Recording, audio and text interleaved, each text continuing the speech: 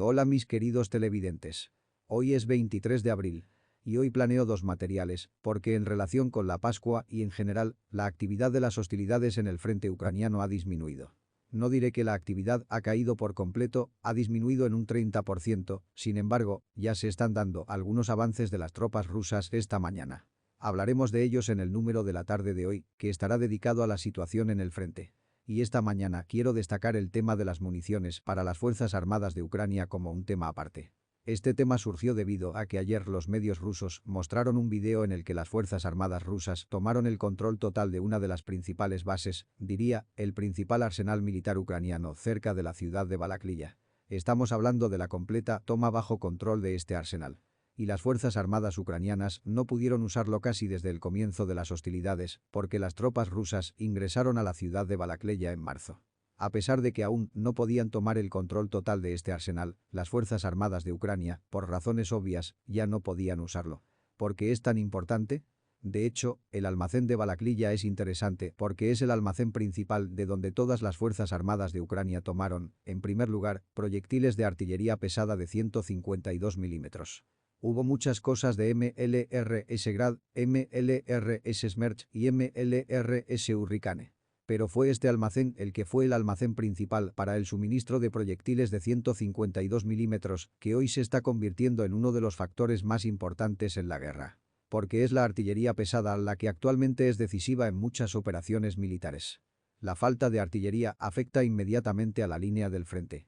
Durante los últimos 10 días, los medios ucranianos han informado sobre la escasez de proyectiles pesados. En este sentido, algunas operaciones de las Fuerzas Armadas rusas son mucho más rápidas y fáciles de lo que serían si la parte ucraniana no tuviera esta escasez de proyectiles. Uno de los factores más importantes que explican la situación es la exclusión de las Fuerzas Armadas ucranianas de llegar a este depósito de municiones.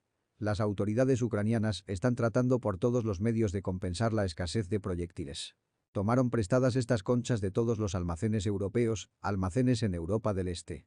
Pero el principal problema es que hoy en día nadie excepto Rusia y en una cantidad muy pequeña de Bulgaria produce estas conchas. Bulgaria produce estos proyectiles para guerras extranjeras. Y las capacidades búlgaras no pueden producir municiones en la cantidad requerida para las Fuerzas Armadas ucranianas. Independientemente del hecho de que las Fuerzas Armadas ucranianas todavía tienen una parte importante de la artillería, en muchos lugares ya están experimentando una falta real de proyectiles, lo que definitivamente afectará no solo la operación en Donbass, sino en general toda la situación en todos frentes de la guerra de Ucrania. Al darse cuenta de la gravedad de la situación, para resolver este problema y permitir que las Fuerzas Armadas de Ucrania continúen resistiendo, los países de la OTAN decidieron transferir no solo su artillería ligera, sino también armas pesadas al territorio de Ucrania. En primer lugar, estos son sistemas de artillería. Además, se trata de sistemas de pesados calibres de 155 milímetros, incluidos los proyectiles para ellos. Por el momento, se sabe que todos los países de la Unión Europea, EU, y Canadá entregarán en total, algo ya se entregó, alrededor de 200 sistemas de cohetes de lanzamiento múltiple y sistemas de artillería de cañón y alrededor de 200.000 proyectiles para ellos.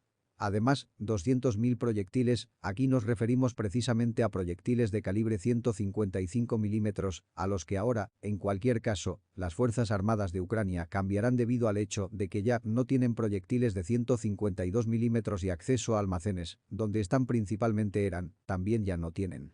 Fueron tomados bajo control por el ejército ruso. 200 sistemas de artillería.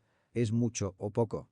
Por un lado, parece que no es mucho, pero por otro lado, estos todavía son 200 sistemas de artillería, buenos, de alta calidad, modernos. Pero esta transición a nuevos sistemas entregados tiene sus lados negativos. Es que los sistemas de 15 nombres diferentes hoy son entregados a Ucrania. Y aquí ni siquiera es tan importante enseñar a los especialistas que lo utilizarán. Esta tarea se está resolviendo bastante bien hoy en día en los campos de entrenamiento militar, incluidos los de los países europeos. Lo más importante es que, por supuesto, nadie creará una base de reparación para estos sistemas en Ucrania. Porque para una cantidad tan pequeña de baúles simplemente no tiene sentido crearlo. Resulta que estos siguen siendo sistemas de un solo uso. Es decir, habiendo llegado al frente y quedando fuera de servicio, están sujetos a enajenación, ya que nadie puede repararlos en ninguna parte. Los representantes europeos y de la OTAN están dando este paso, porque en este momento simplemente no tienen otra forma de salvar a las Fuerzas Armadas de Ucrania de la derrota total en la próxima batalla. Y realmente hacen lo que realmente pueden hacer. Hacen todo lo que pueden. Si pudieran hacer más, créanme, harían más, pero todavía no pueden hacer más. Así es aproximadamente cómo se ve la situación con los sistemas de artillería y el problema de las entregas de estos sistemas, así como los proyectiles para ellos desde países europeos, los Estados Unidos de América, Canadá y Australia.